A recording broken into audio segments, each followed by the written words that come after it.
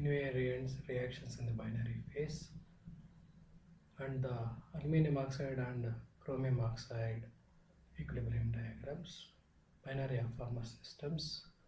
So further we will go with how this amount of liquid phase can be calculated. So here if you take OMP line, so with respect to center where the balance is happening between the liquidus and solidus line. So amount of solid phase at M we can calculate, that is OM by OP into 100. If we calculate, we will be able to get 30.95%.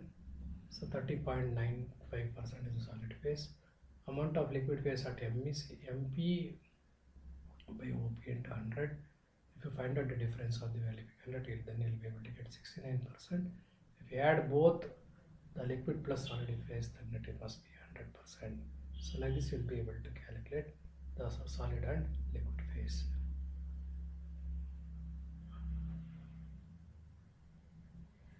So further important phase diagram if you take, that is the copper and the gold. When we take the phase diagram happens initially at less temperature, there won't be much variation. At 400 degree we can expect the variation to be present. So here equilibrium happens at close to 800 degree. So further we can expect the solidus and liquidus line to be present. So alpha and beta means the eutectoid phase is present below the lower limit.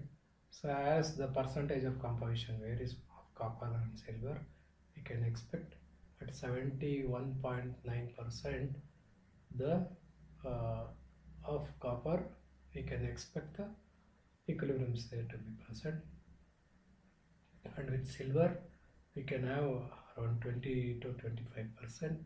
So here beta phase is present. So solidus and liquidus line is established. Same if you take with the lead and the tin, the phase diagram varies.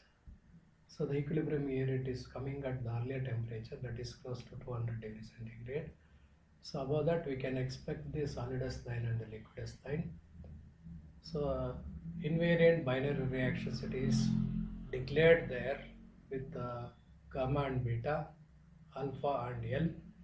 So like this, when we take with alpha plus beta, it gives eutectic output. Alpha plus L it is the peritectoid output.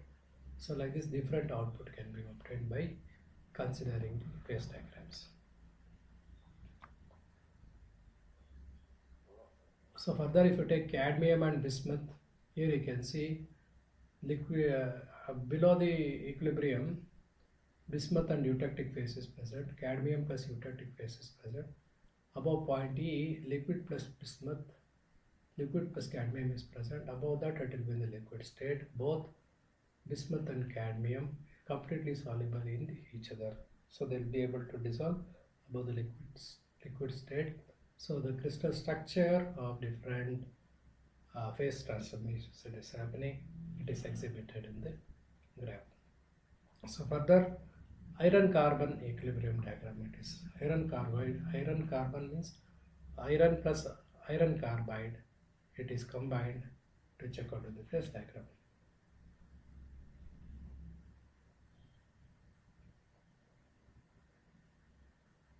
So here you can see the iron and iron carbon equilibrium diagram. So initially here you can expect at the two phases the transformation. So at the iron, here you can see the phase transformation happens at two phases. So one is at 700 degree, another one is at 1100 degree centigrade, 1147, 727 degree phase transformation happens. So at the higher temperature, that is at 1538 and 1492, so there will be a once again phase change. So here you have to observe the phase changes, what all it happens. Early it will be cementite, further with gamma plus iron carbide. So like this the phase transformation happens as it is indicated in the iron carbide phase diagram. So here the microstructure of peptide is showing perlite when it is magnified 1000 times with the help of scanning electron microscope. Here you can see how the bonding happens and the structure of iron and iron carbide. It is shown in the perlite. White castor on it magnified 650 times. White regions are the cemented, dark regions are unsolved, unresolved perlite which is present in the iron carbide equilibrium diagram. So further we will discuss what is diffusion. Diffusion is migration of atom from their original lattice sites in a crystal structure to other sites. It is known as diffusion. So fixed law of diffusion it is applied. Under steady state flow, number of atoms per unit area of diffusion per unit time, it is equal to the distance between the planes in the direction of flow, that is minus d dc by dx. So this graph it indicates that how the diffusion happens, that is difference between C1, C2 and C1 divided by x2 minus of x1 into minus of d, where dc by dx is the concentration gradient. So by this you'll be able to apply the fixed law and find out the diffusion of atoms. So what is diffusivity or coefficient of diffusion? It is dependence the amount of substance diffusing in unit type across unit area through unit concentration gradient, and its unit is meters per second.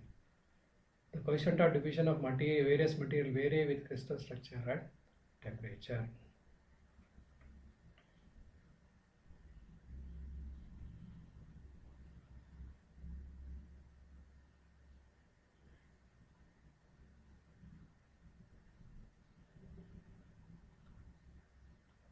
What is the role of imperfections in diffusion? So atoms can also diffuse along boundaries, interfaces and surfaces in the material. Atom diffuses quickly in the grain boundary. So wherever grain boundary is present, atoms will get diffused easily. The atomic packing is disordered, less dense in the grain boundary.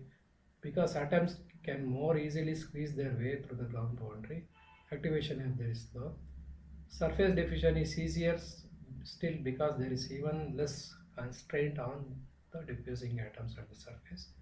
Diffusion of atoms along grain boundaries, it is faster than volume diffusion because atoms are less closely packed in the grain boundaries. Diffusion of small atoms from one interstitial position to another in the crystal structure. Diffusion of atoms when atoms leave regular lattice position to fill a vacancy in the crystal. This process creates a new vacancy and the process continues. In volume diffusion, diffusion of atoms through the interior of grains is possible.